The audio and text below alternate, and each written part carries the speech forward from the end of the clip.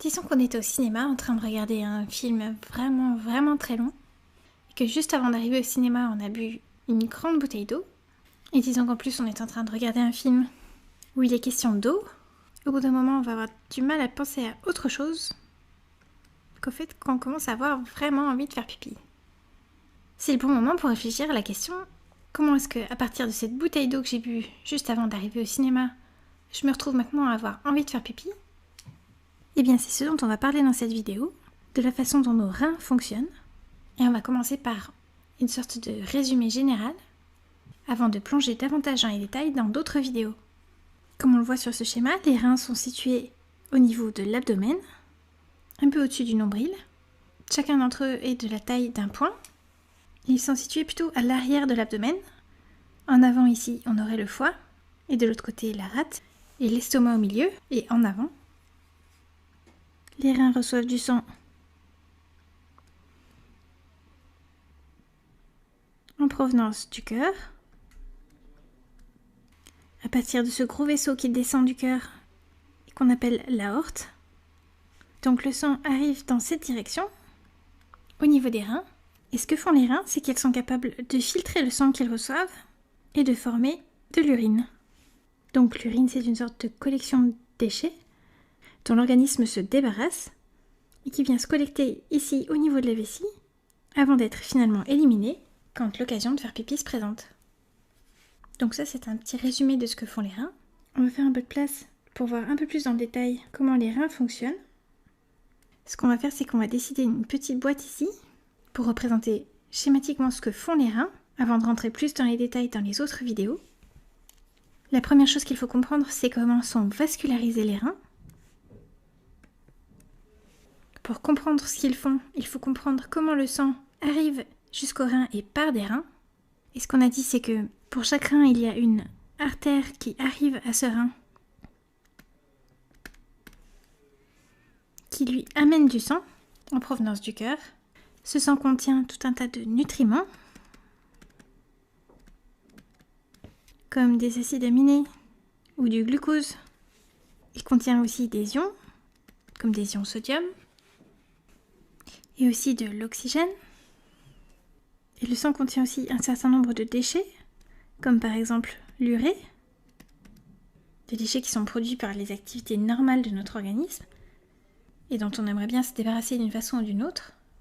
Et il faut savoir que même des choses qui sont des nutriments, qui sont utiles pour l'organisme, peuvent parfois se retrouver en trop grande quantité, par exemple comme le glucose, ou des ions comme le sodium. C'est bien d'en avoir dans le sang, mais si on en a trop, ces molécules qui sont utiles pour notre organisme deviennent aussi des déchets à éliminer. Donc on a toutes ces différentes choses au niveau de cette artère qui arrive jusqu'au rein. Et ce qu'on sait, c'est que quand une artère arrive au niveau d'un organe, il y a quelque part une veine qui en repart, qui ramène le sang en partie désoxygéné en direction du cœur.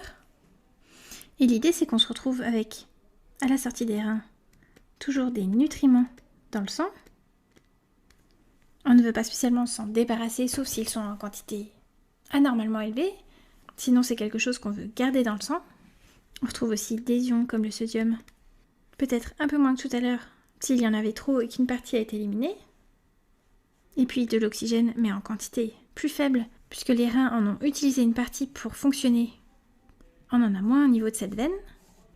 C'est ce qui fait d'ailleurs que le sang y est plus foncé. Je vais écrire plus petit pour qu'on voit qu'il y en a moins. Et ce qu'on espère, c'est qu'au niveau de la veine, on ne trouve plus les déchets qu'on avait dans cette artère. Dans l'idéal, ils ont été filtrés par le rein, et c'est ce qui permet de former l'urine. Et ce que je n'ai pas encore dessiné sur ce dessin, c'est ce qui se passe entre cette artère et cette veine. Habituellement, entre les artères et les veines, ce qu'on trouve, ce sont des capillaires. Mais une chose qui rend les reins si spéciaux, c'est qu'on n'a pas un système, mais plusieurs systèmes de capillaires. On a d'abord un premier système de capillaires.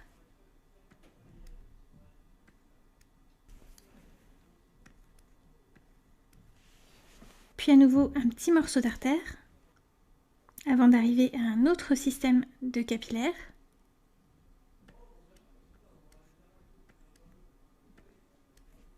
Qui lui ramène le sang jusque dans la veine. Donc ici, ce qu'on a, ce sont des lits capillaires.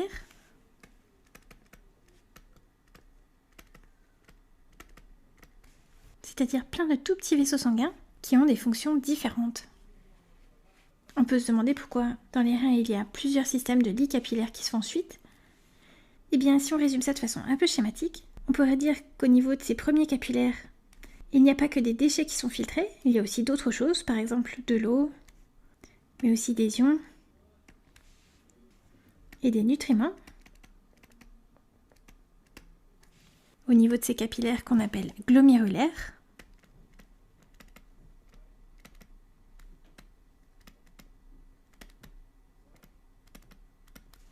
donc dans cette première série de capillaires, on a réussi à se débarrasser des déchets. Mais si on s'arrêtait à cette étape-là, on perdrait aussi beaucoup d'eau, d'ions et de nutriments. Et ce que fait cette deuxième série de capillaires, eh bien c'est qu'elle permet de réabsorber une partie des éléments dont notre organisme a besoin, qui sont récupérés à ce niveau-là et retournent dans la circulation. Il y a aussi des molécules qui peuvent être sécrétées de façon active dans l'urine. Pour ne pas les confondre avec la première série de capillaires, ces capillaires aussi ont des noms. Et comme on les trouve à 2 endroits différents dans les reins, ils portent 2 noms différents. Selon l'endroit où ils se trouvent, on les appelle des capillaires péritubulaires.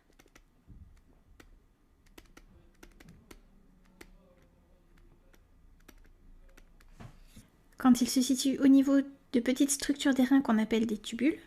Mais il y a aussi un autre endroit où on trouve des capillaires qui permettent de modifier la composition de l'urine primitive en urine définitive. Et comme cette deuxième série de capillaires a tendance à être très rectiligne, on leur a donné un nom qui rappelle leur forme, on les appelle les vasa recta. Voilà comment les reins produisent l'urine, d'abord par filtration du sang, puis par réabsorption, mais aussi par des phénomènes de sécrétion qui permettent de modifier la composition de cette urine primitive et de former l'urine définitive qui est éliminée.